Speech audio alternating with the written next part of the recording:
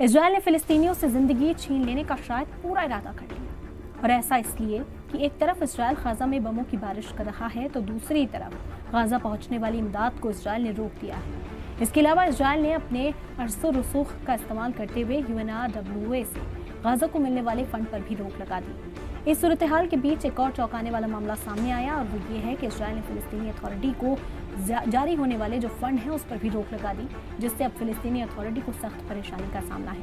इस बारे में फिलिस्तीनी अथॉरिटी ने ऐलान किया है कि वो अपने कारकुनान को माह दिसंबर की पूरी सैलरी नहीं दे सकते। उन्हें सिर्फ 60% सैलरी दी जाएगी क्योंकि इजरायल ने उनका फंड रोक रखा है। इस बारे में फिलिस्तीनी अथॉरिटी के PM मोहम्मद शती ने कहा कि फिलिस्तीनी अथॉरिटी के अरब शेकल की अदायगी करने के बजाय 600 मिलियन शेकल रोक दी गई है, जिसकी अथॉरिटी को सख्त परेशानी का सामना है।